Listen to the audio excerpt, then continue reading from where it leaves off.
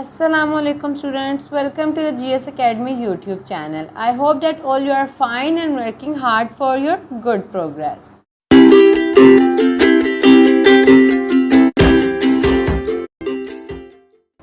1.1 में वो कहता है कि if A is equals to points on a line then A is called, मतलब जो A का सेट है उसमें उन्होंने कहा है कि points on a line.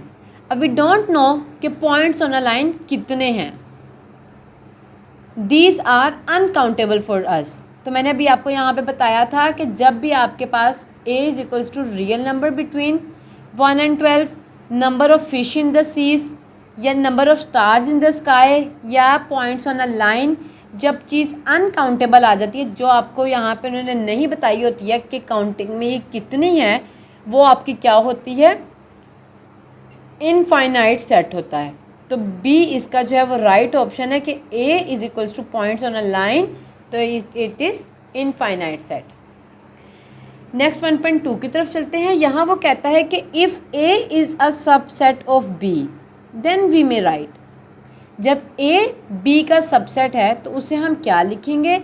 When ever A is a subset of B और B is a subset of A, we will write this one. A is the right option. A subset of B.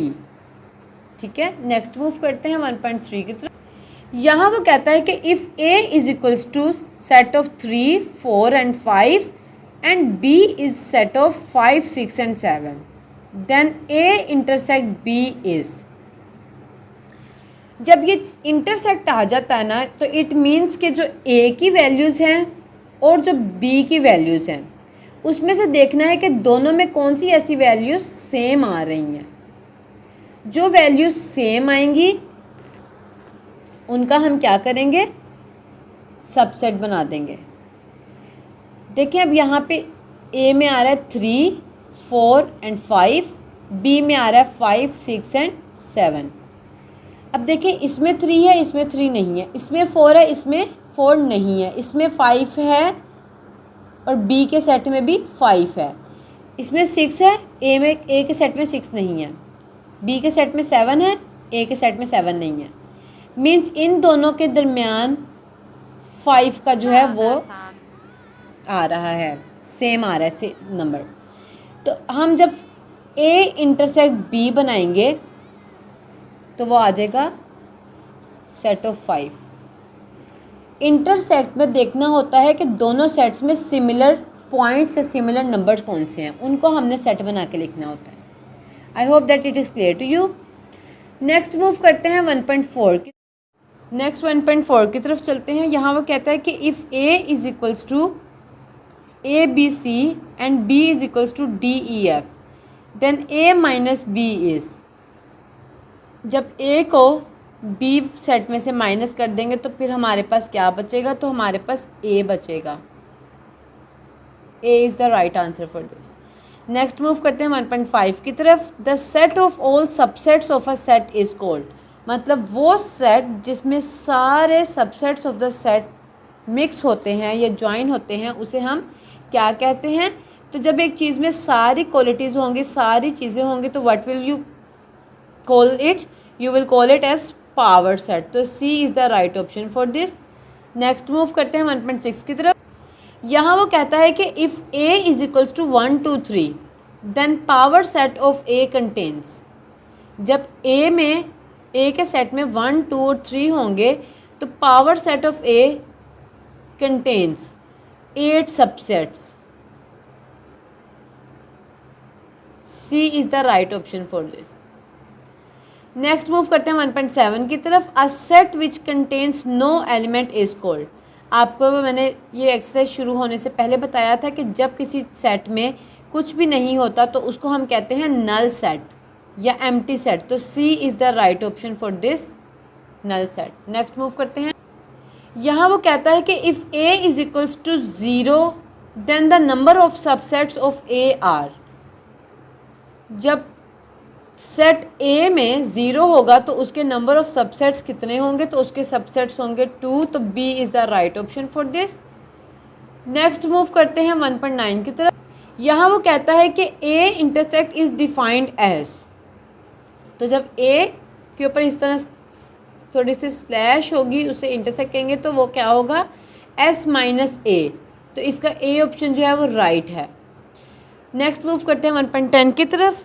If A is equals to set of 2 and 3 and B is set of 5 and 6 then A into B contains.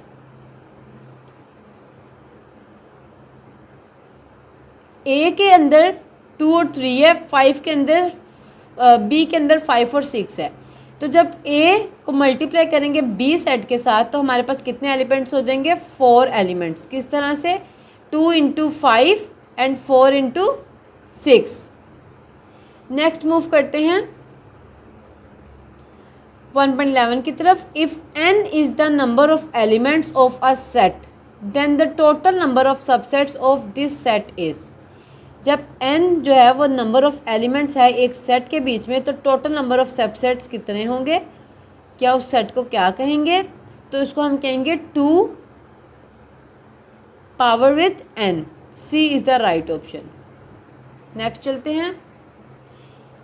यहाँ वो कहता है कि A union A intersect is, जब A union A intersect is equals to आएगा तो it is according to it is equals to S. B is the right option. 13 में वो कहता है कि a unit set is also called. Unit set को हम और क्या कहते हैं, तो यूनिट सेट को हम सिंगल्टन सेट भी कहते हैं, तो D is the right option for this. अब यहाँ पे 14 में वो पूछ रहा है कि ए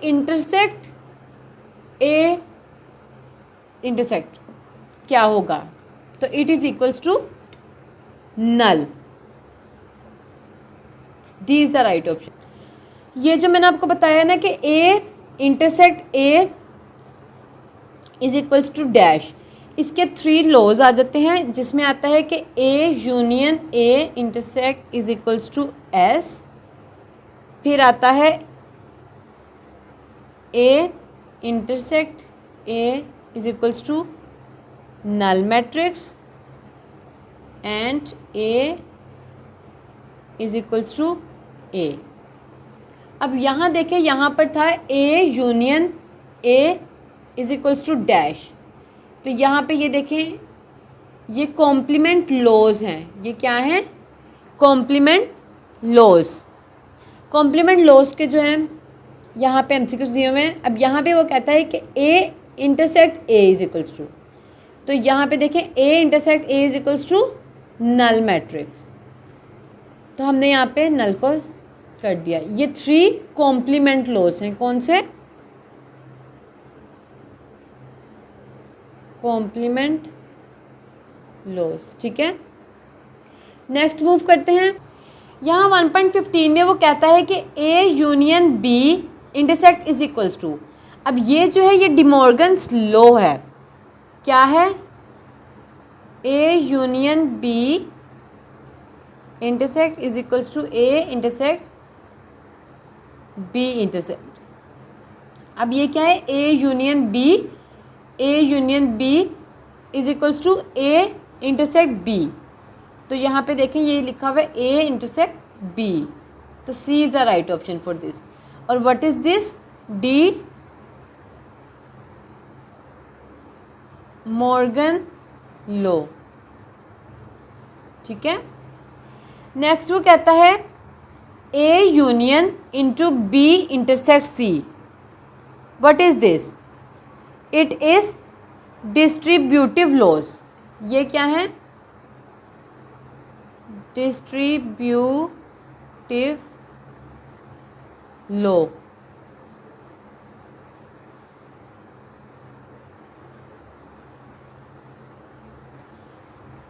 These are distributive law. A union into B intersect C is equals to A union B intersect A union C. मतलब A will make union with both of this. A union B intersect A union C, तो इसका D option जो है वो right होगा। It is known as distributive law. Next move करते हैं। Next में वो कहता है कि 17 में 10 3 इज इक्वल्स टू वाट, तो it is equals to 120। Next 1.18 the number of permutations of all the n distinct objects are, number of permutations क्या हैं n की, तो it is B is the right option, n with explanation mark. Next वो कहता है 19 में p with power of n under root r is equals to what, n explanation mark over n minus r, तो b is the right option for this is formula.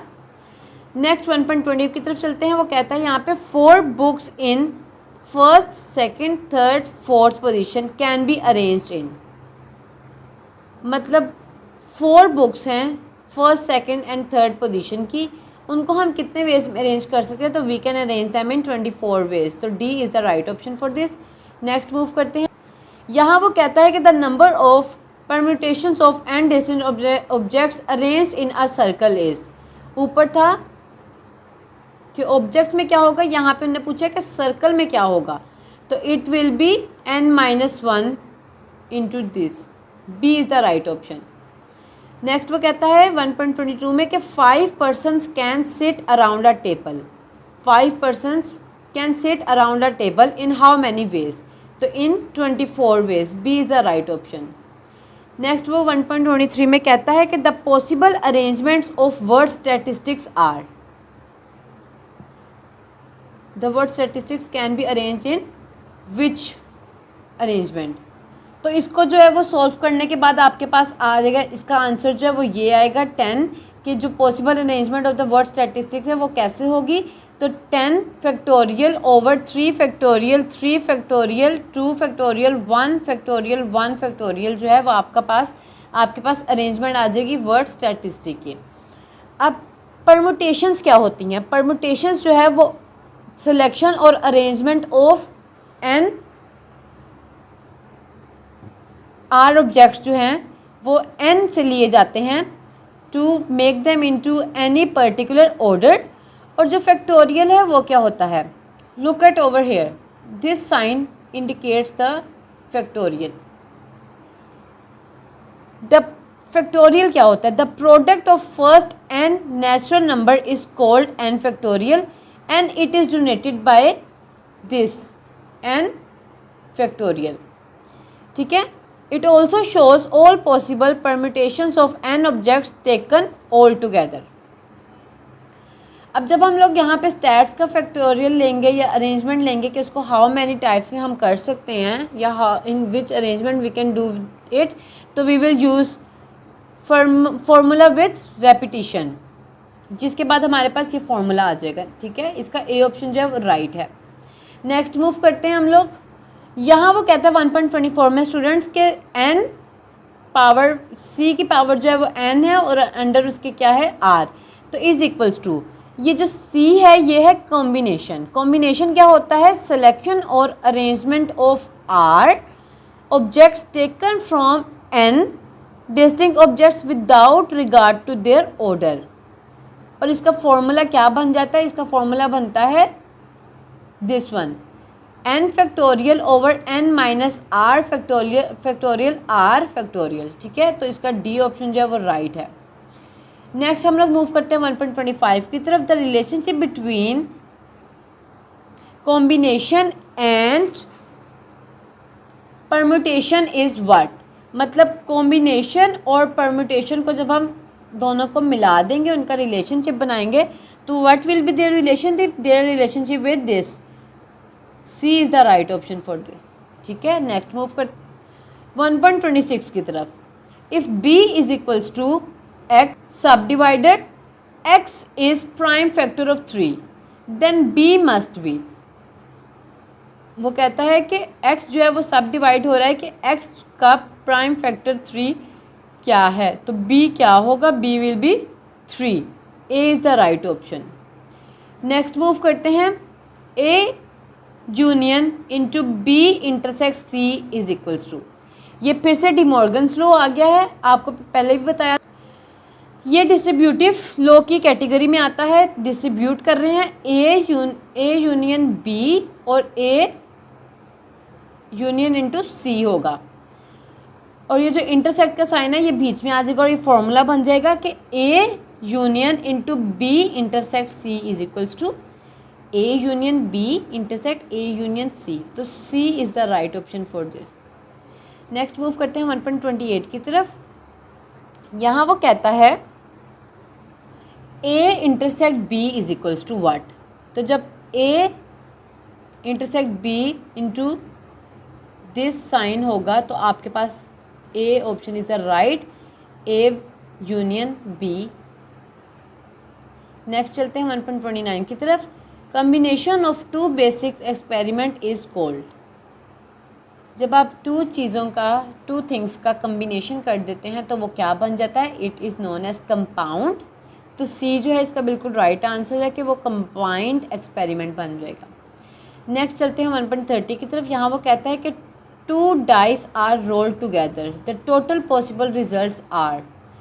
To dices को हमने इकट्ठे role कर दिया है, तो अब जब पॉसिबल रिजल्ट आएगा वो क्या आएगा, so it will B A is the right option, 6 raised to power 2। 1.31 में वो कहता है कि if 3 coins are tossed then number of elements in a set S are. जब 3 कॉइन्स को हमने टॉस किया है तो नंबर ऑफ एलिमेंट्स उसके सेट एस में कितने होंगे, तो there will be 8 numbers of elements in the set. Next move करते हैं। नेक्स्ट में स्टूडेंट्स वो कह रहा है कि 1.32 में कि the number of terms in the expansion of the binomial a plus B over n is what. मतलब number of terms in the expansion of binomial a plus B raise to power n is what. तो इसका n+1 जो c है वो right answer है। Next move करते हैं जी स्टूडेंट्स। यहाँ वो कहता है कि the possible arrangements of words assassination are what. Arrangement करनी है हमने इस वर्ड की, जब इसकी अरेंजमेंट करेंगे तो हमारे पास आंसर आएगा ए 3326400। नेक्स्ट 1.34 की तरफ चलते हैं। The number of ways in which 11 players can be selected from 15 players is what. तो इट इज़, कितने प्लेयर्स थे, 15 प्लेयर्स थे, एन कॉम्बिनेशन विथ आर कितने हुए, 11 प्लेयर्स, तो ये 11 आ गया, तो ए is the right option for this. Next 1.35 की तरफ चलते हैं।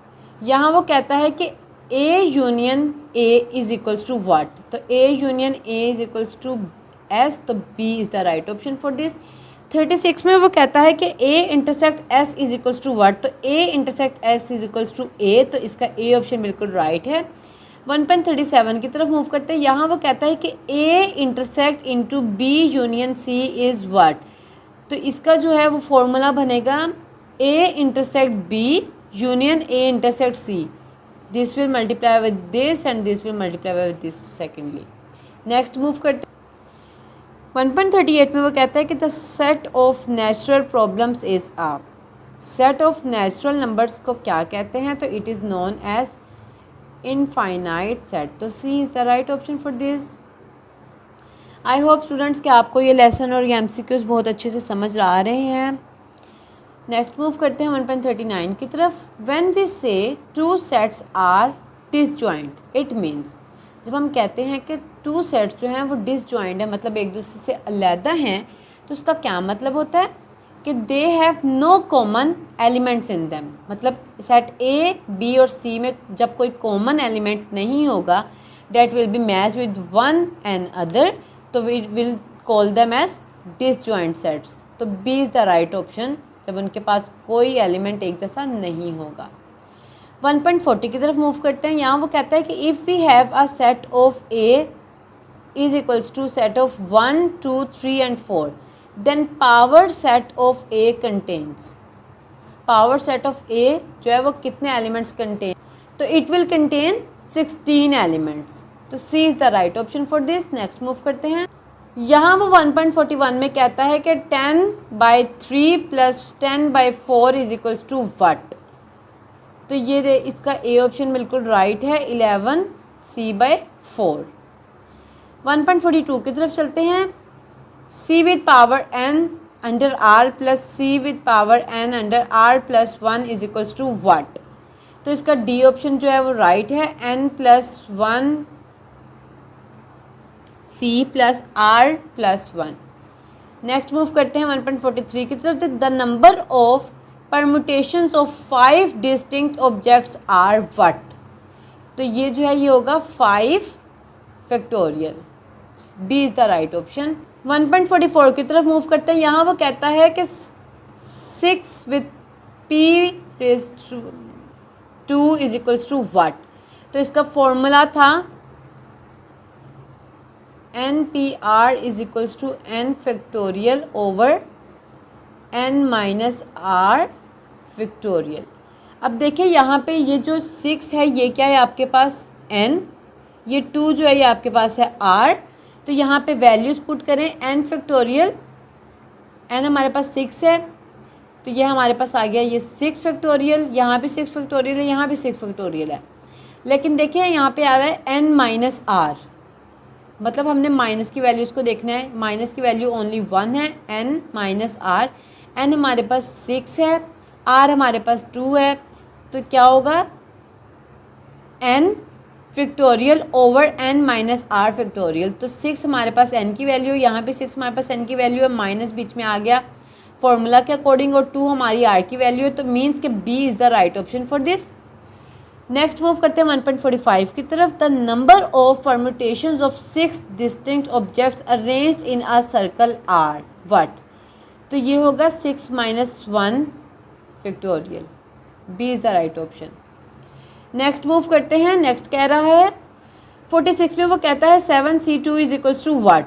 फिर से वही फॉर्मूला, 7 हमारे पास n की वैल्यू है, 2 हमारे पास r की वैल्यू है। फॉर्मूला के अकॉर्डिंग हमारे पास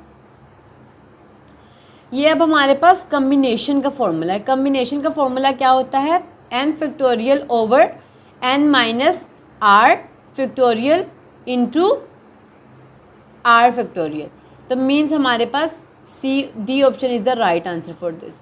नेक्स्ट मूव करते हैं 1.47 की तरफ। यहाँ वो कहता है कि the number of terms in the expansion of a plus b into power 5 is what. तो ये हमारे पास आ जाएगा 6। C is the right option. Next चलते हैं। यहाँ वो कहता है कि 3 coins are tossed together, the total possible results are. 3 coins को हमने इकट्ठे टोस्ट किया है तो उसकी पॉसिबल रिजल्ट क्या आएगा, तो it will be 2⁻3। C is the right option for this. Next move करते हैं। यहाँ पर वो 149 में कहता है कि if a coin and a die is roll together the total possible results are. मतलब कॉइन को और डाई को अगर इकट्ठे हम लोग रोल कर दे तो उसका क्या रिजल्ट निकलेगा, तो इसका रिजल्ट निकलेगा 812। नेक्स्ट मूव करते हैं 1.50 की तरफ। The word random can be arranged in. Random word को हम कितने वेज में अरेंज कर सकते हैं, तो it will be arrange in 120 ways. The B is the right option for this.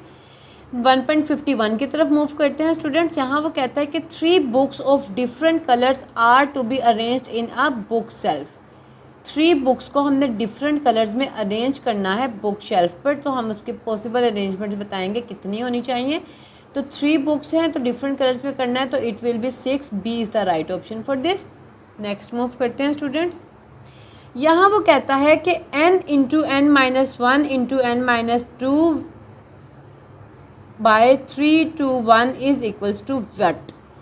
तो it is equals to n factorial. C is the right option.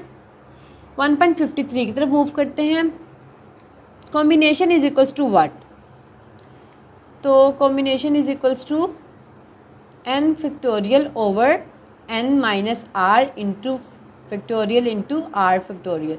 तो यहाँ पे वो फॉर्मूला नहीं दिया हुआ तो नन ऑफ दीज हम करेंगे। फिर वो कहता है यहाँ पर कि आप लोगों ने परम्यूटेशन का फॉर्मूला बताना है। तो परम्यूटेशन का फॉर्मूला होता है PNR is equals to n factorial over n minus r factorial. तो वही यहाँ पे फॉर्मूला आपको ये दिया हुआ है, तो D is the right option for this. Next move कर the last but not the least MCQs of this book 1.55।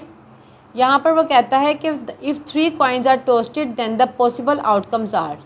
3 coins को हम लोग टोस्ट करते हैं तो पॉसिबल आउटकम्स क्या होंगे, तो it will be 9, B is the right option. Okay students, यहाँ मैं अपनी प्रैक्टिस एक्सरसाइज 5 को जो है वो वाइंड अप करती हूँ and I hope that all of you are getting my concept. और आगे भी मैं आप लोगों के लिए इस तरह की अच्छी अच्छी वीडियोस जो है वो अपलोड करती रहूँगी। Please do like and subscribe my channel and video. I will be thankful to you and best of luck for your studies. I hope that all you are fine और you will get more and more knowledge from my videos इंशाल्लाह। और आप लोगों की दुआएं होनी चाहिए, तो आगे भी इस तरह की वीडियोज़ आएंगी। अगली वीडियो के लिए मैं आप लोगों से चाहती हूँ इजाज़त। इंशाल्लाह नेक्स्ट वीडियो में मुलाकात होती है, तब तक के लिए अल्लाह हाफ़िज़।